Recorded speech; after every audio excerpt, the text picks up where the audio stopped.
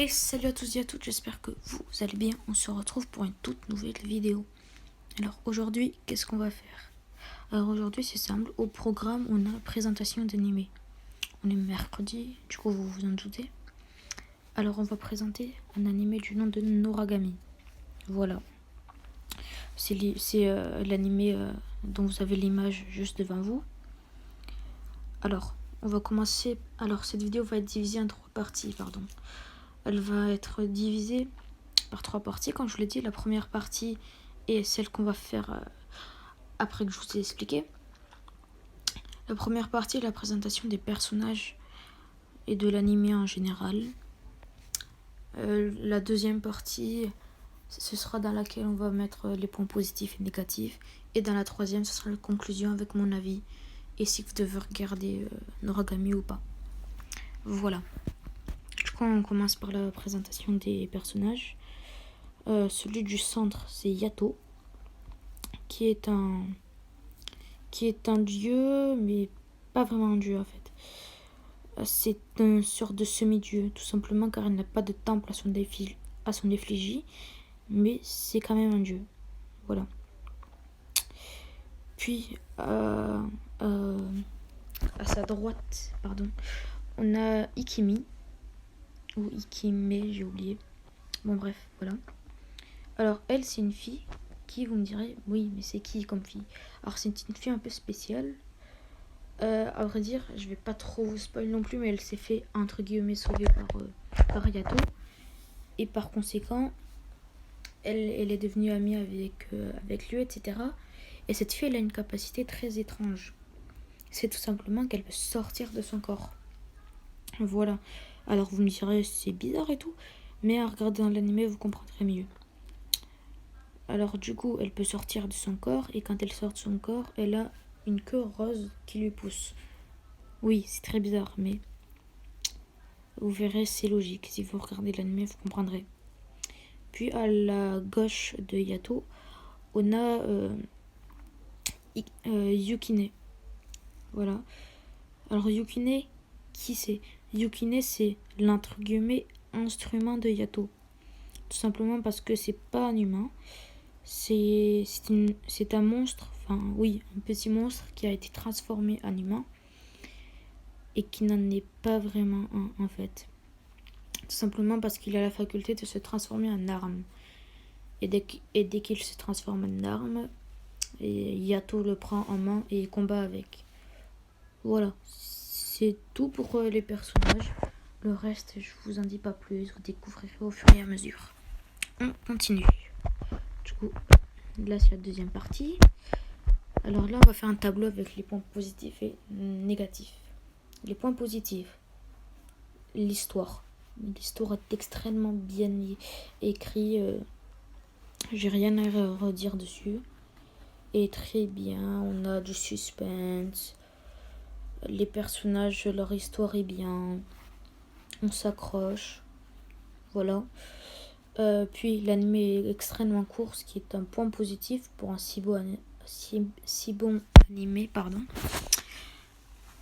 Un point positif, on a aussi les personnages qui, comme je vous l'ai dit, sont très bien écrits et ont un sacré charisme pour certains.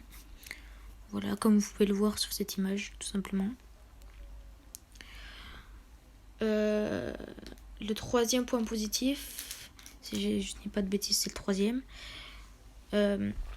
C'est tout simplement les combats qui sont juste excellents.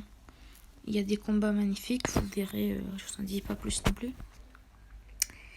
Quatrième point positif, si je ne dis pas de bêtises, oui c'est le quatrième. L'opening qui est juste oufissime. Alors je ne peux pas vous passer un extrait, mais allez voir de vous-même. Je vous en dis pas trop non plus, mais il est bien, extrêmement bien. Maintenant on va passer aux points négatifs. Alors les points négatifs, pour moi il y a vraiment un gros point négatif, très gros point négatif même.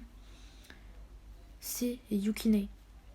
C'est le sort de monstre qui peut se transformer en arme et qui a une apparence humaine, comme je vous l'ai dit. Alors, pourquoi c'est un point négatif? C'est bizarre d'avoir un personnage tout entier en point négatif. C'est simple. je n'aime absolument pas ce personnage. Son caractère pourri, son écriture nulle. Tout est nul dans ce perso en fait. J'ai pas vraiment grand chose à redire. Et il est extrêmement mal écrit en fait. Dans l'anime, on nous fait montrer qu'il il sait pas vraiment ce qu'il est, ce que c'est un humain, un monstre, etc. Ça peut être intéressant, mais de la façon que c'est écrit, c'est pas intéressant en fait. Du coup, Yukine, c'est pas un bon personnage et clairement, s'il avait été remplacé par un autre perso, ça serait mieux passé. Voilà. Après, un autre point négatif, en fait, je crois que c'est à peu près tout. Ouais, c'est à peu près tout, voilà. Il n'y a pas beaucoup de points négatifs. Ouais.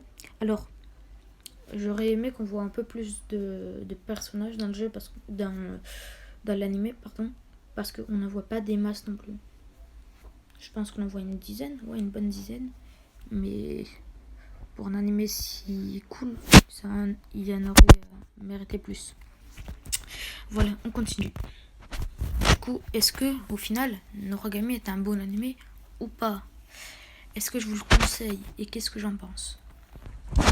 Pour moi, Noragami est, oui, un bon anime.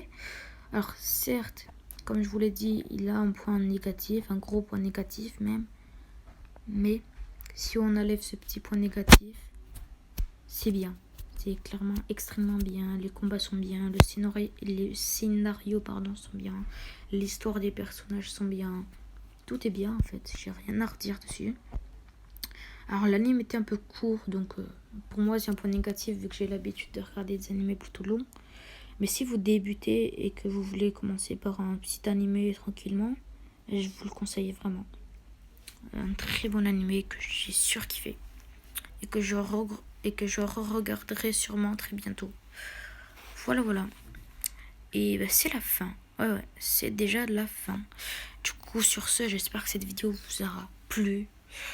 Abonnez-vous, activez la cloche pour ne rater aucune vidéo. Likez, commentez, partagez. Et sur ce, je vous dis tchuss.